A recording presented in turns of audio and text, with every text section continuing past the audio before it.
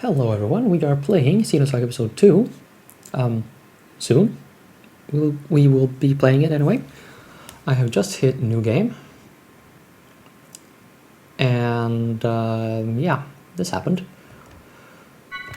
So basically what this is going to be, this Let's Play it, is a showcase of the Pound HD link cable.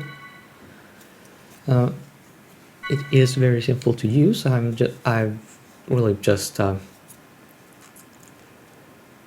pretty much just started the game, stuck the cable into the PS2, and connected the USB cable to some sort of power source. In this case, my gaming PC, which is not activated, but hey, it still powers the USB ports for some funny reason. I'm not going to complain, because I have no other USB ports available to me. Okay, so subtitles on. No. Okay, so we navigate using the D-pad, good to know. Audio output, mono, stereo, or Dolby Pro Logic 2. Okay, so it's not a straight up pure uncompressed 5.1 channel thing.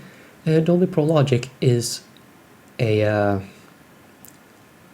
well, it is an encoding of 5.1 audio streams. So I think it is fed through 2-channel output or something, and then decoded at the receiver end to the full 5.1 audio. So it takes a lot less space. There is supposed to be some sort of quality degradation too, I think, compared to just using straight up Dolby Digital 5.1 or live, whatever it is. But the user experience is pretty much the same.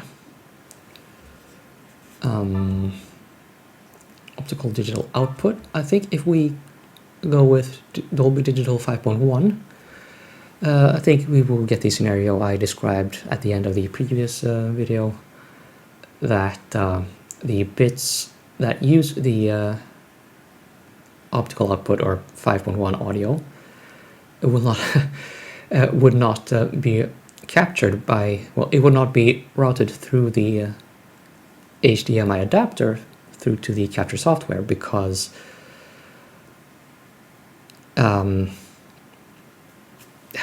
this game is very interesting. Or, well, I don't know. Anyway, it is hard-coded to just stuff that thing through the optical port, which is a physically separate thing from the HDMI adapter, HDMI cable thing. So we're going with 2 channels. I am very sorry for that, because the sound quality is actually pretty good with the 5.1 audio, and if you have a subwoofer, that just adds to the whole meatiness of it. But that said, we shall end the setup and have some tea, and god freaking damn it, if you don't enjoy this, I will kick you.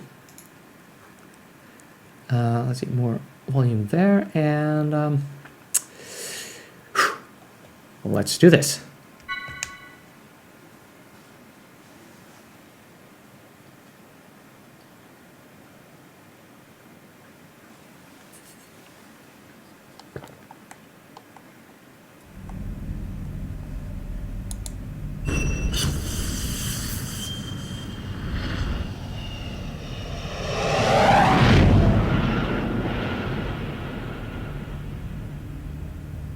What you're seeing here is actual footage from the violence that erupted before dawn this morning. These seemingly coordinated Realian attacks were reported throughout Federation territory, prompting government officials to consider this movement an act of terrorism. The response to these Realians has been... There's been a new development. As internal agencies continue to analyze these violent events, a flash action report within the Federation and obtained by this station indicates that only Realian models created within the last 2 years, or those receiving adjustments in the Milshan star system, have been implicated. Although this is not a complete list, we have obtained a partial list of units matching these criteria. This list includes DZ-100-6448, DZ-2000330, DZ-100-1007. Today was just the beginning of the ensuing violence. These Realian outbreaks are spreading like wildfire. They'll be reading off plenty more model numbers in the media tomorrow. I can assure you. So, what does that have to do with the operation? I'd like to know why I was chosen for this mission. I'm told that the military has detained all of its Realians. I find it difficult to believe that they don't have any misgivings about us. Kanan, you're a Realian who's been especially created and configured by Vector itself. I've been given the CEO's personal guarantee that you won't be affected like the others. Besides, no ordinary pilot could possibly control your craft. That makes you very vital to the operation. I don't believe you two have been properly introduced yet. This is Chaos. He'll be joining you on board as your navigator. I appreciate the offer, but you may want to reconsider. A regular human can't ride in that thing. Right. That's why I'm here. Don't worry. All right, it's settled then. Good luck to both of you. As mentioned in the briefing, this is a top-secret mission. All IFF code transmitters will be switched off, and under no circumstances will you receive backup from this vessel. You'll have to manage your descent and return on your own. You can expect heavy resistance from both UTIC enemy craft and Federation military units deployed throughout Milsha. It's gonna be dangerous, so watch yourselves out there. Don't worry. I'm coming back. Operator, requesting confirmation. We are to head to point NN441, correct? Correct. The URTV force is currently deployed at the target location. Your primary objective is to retrieve them. Protecting them should be your first priority. All of them? Affirmative. If the situation allows, you will then infiltrate UTIC's mother frame and acquire the Y data, the root of this conflict. Roger. We'll do what we can. ES Asher, startup sequence complete. Requesting launch. Launch request confirmed. Now guiding ES Asher to Deck B.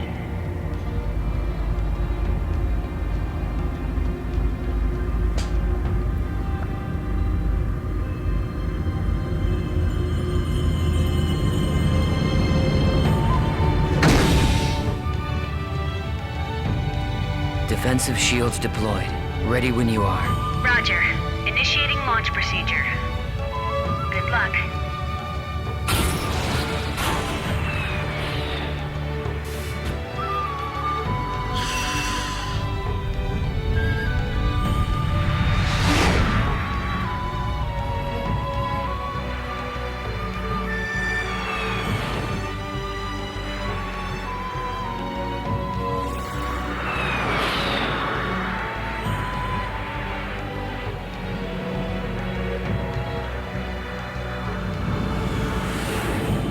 Currently passing through the troposphere.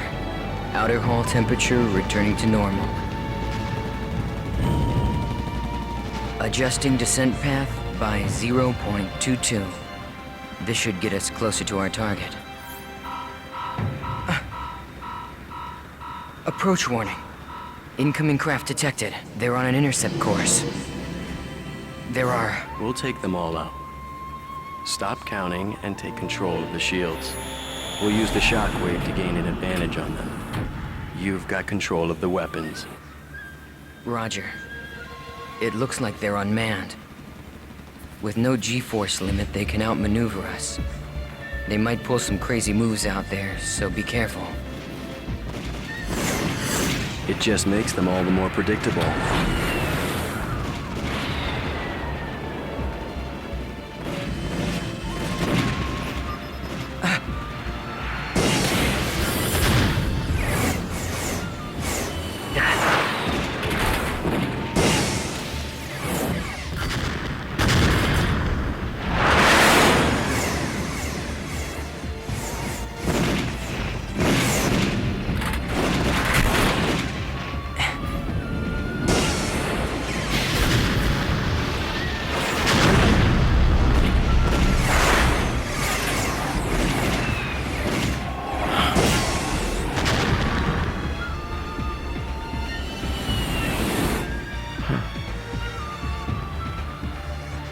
There's no end to these guys. And we don't have much ABR energy left either. Let's find some place to set it down.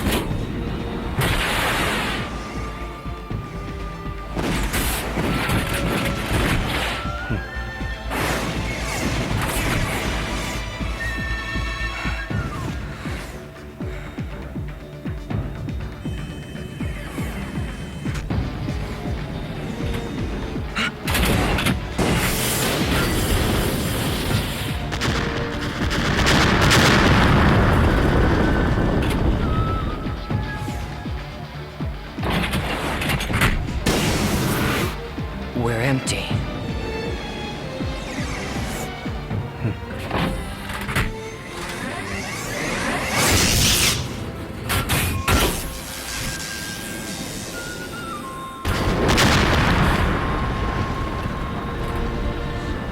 All enemies destroyed. It's true. You really are as good as they say. How are you handling the feedback? You know, a normal person would have probably passed out by now. I don't want you jeopardizing the mission. I'm fine. It feels like it's had some special tuning, but that just makes it more interesting. I see. Well, if I get anything unusual from you, I'm cutting the bypass to the navigator immediately. I can operate this thing fine by myself. Roger.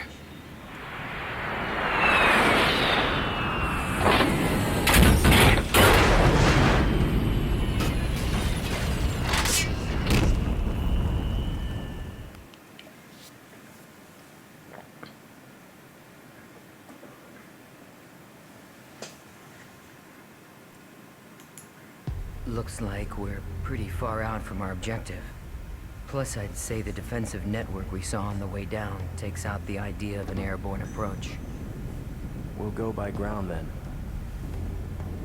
Fortunately, the rubble from the burned-out buildings should provide us enough cover to cross the city unnoticed. Agreed. We'd better get moving. We don't have much time.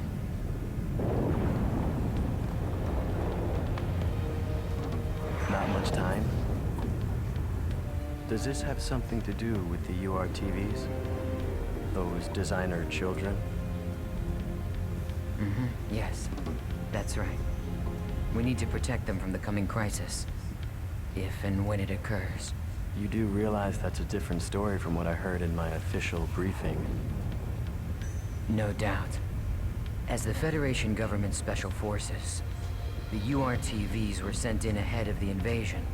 I'm sure you understand what they represent in the conflict against the UTIC organization. Right. I understand that they're bioweapons sent in to sever the link between the UTIC's mobile weapons fleet and their source of power, the Zohar. The higher-ups have complete confidence in the URTVs. They are the military's trump card. Unfortunately, the brass are also blind to the potential dangers of the URTVs. Fascinating. I hadn't realized the situation was so desperate.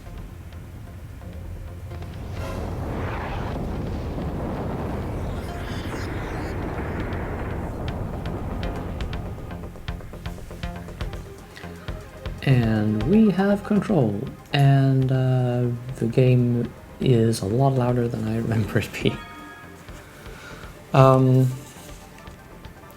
Okay, there's the options. Let's see if I can just work with the volumes. No, I do not have that option available to me. Okay.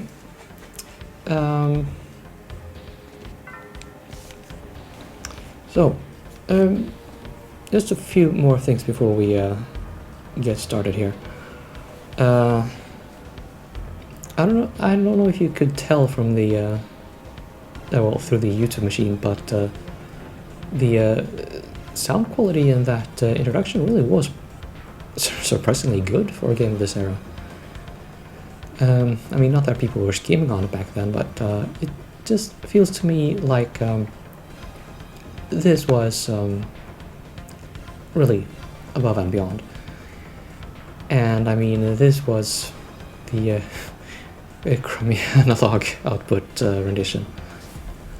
Like I said, it does sound a lot better with the, I mean, noticeably better, at least, with the proper 5.1 audio channel output.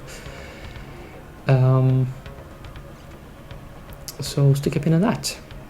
Also, there's one thing I didn't mention. This game uses motion capture for some cutscenes. You will know when you see it, like, really. Yeah, the difference in fidelity, the difference in animation fidelity between those and what you'll see sort of in the normal game is just you're not gonna miss it. So the long and short of it. Yeah. Xenosaga Episode 2. Here we go.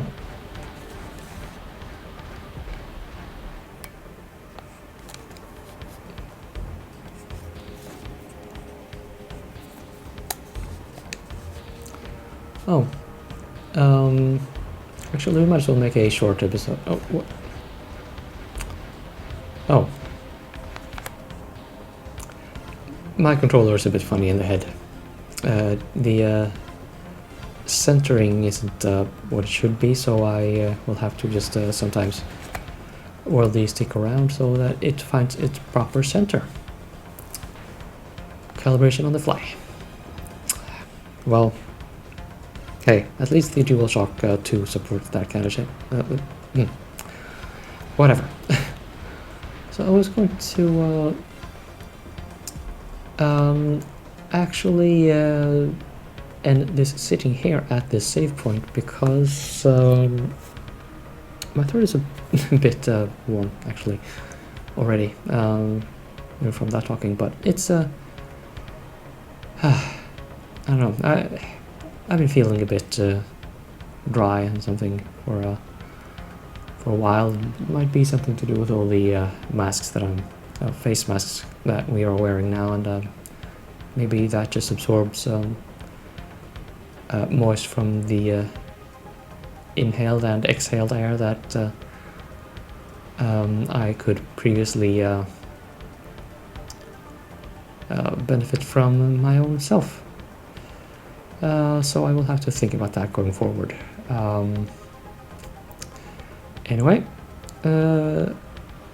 this episode will continue. Just stay tuned for a second and I will be right back. Okay, so let's get back into it and maybe engage in a fight to round off the episode. How about that?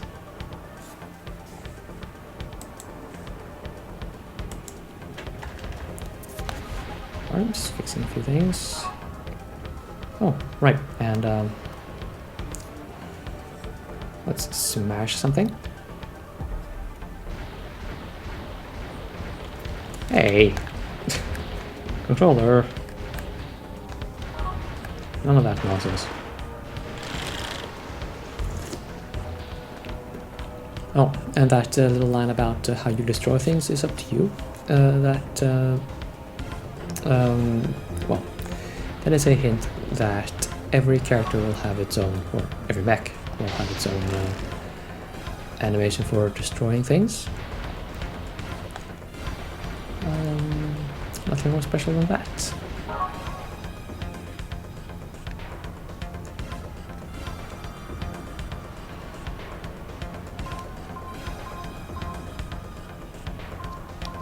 Whee.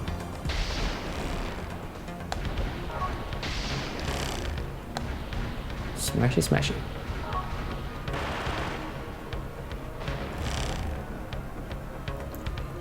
Big balloon.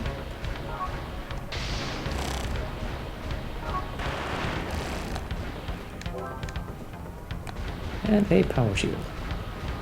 That should be an accessory for nurses. Me. No sense in putting it on now though.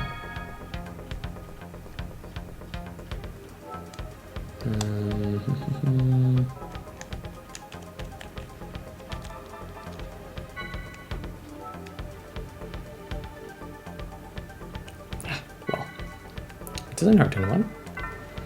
That's for sure.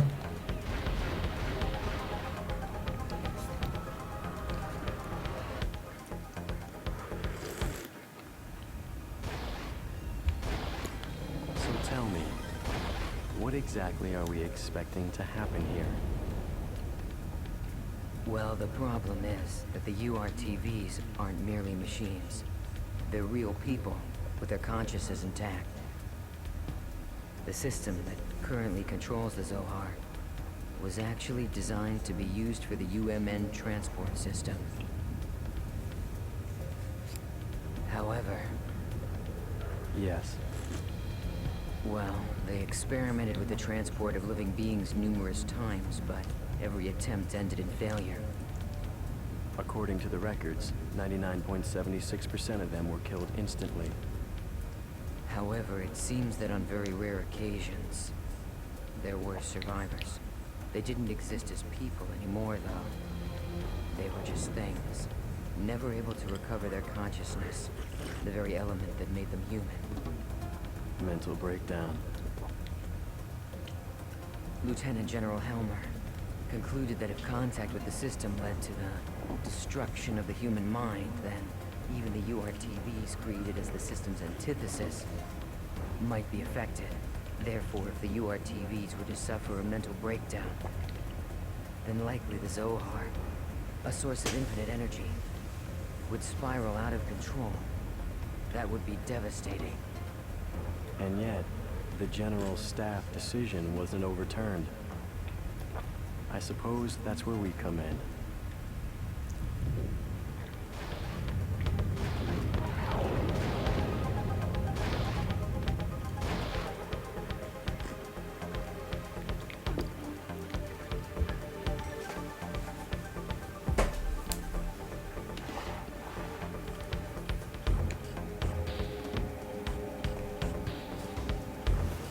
Okay, sure.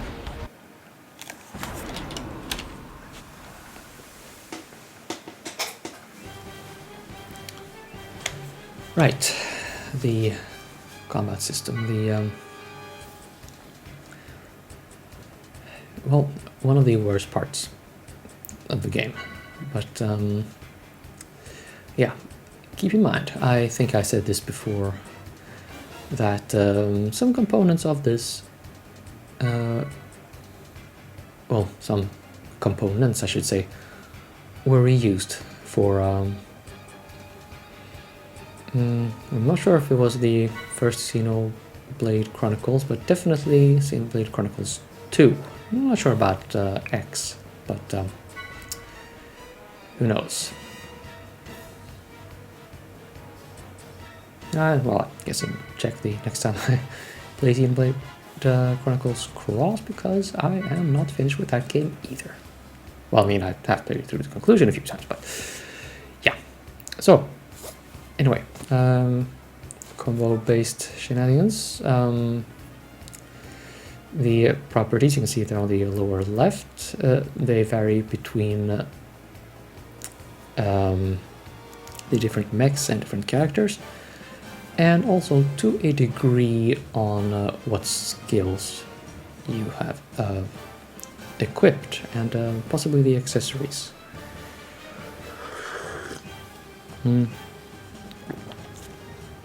The most significant change involves, I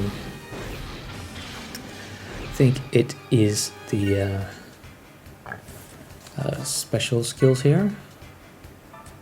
I think the first one, the 100 easy special is universal, but the 200 and the 300 easy specials will change depending on who you have in the cockpit. You can change people around. So I mean, we have well, Goodman, Chaos, and Kanan in this mech right now, but we can put say a Junior in this one and move Chaos over to say the ESD and well, yeah, that will change some of those special attacks. Okay, boost and oh, okay, so we're gonna launch a special.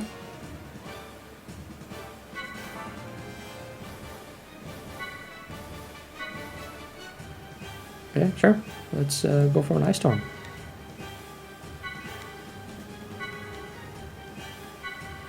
Yeah, advanced slots are a thing. So I'm going to edit out most of the fights in this Let's Play, like I did in the previous one. That is for the very simple reason that fights take just so long in this game.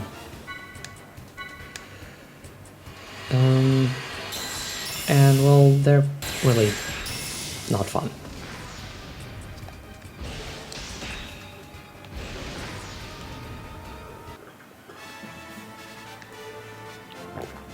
And with that, I think we have enough stuff here in the first episode. Oh, we can equip some of those. Might as well. Okay, let's see, do we have any more?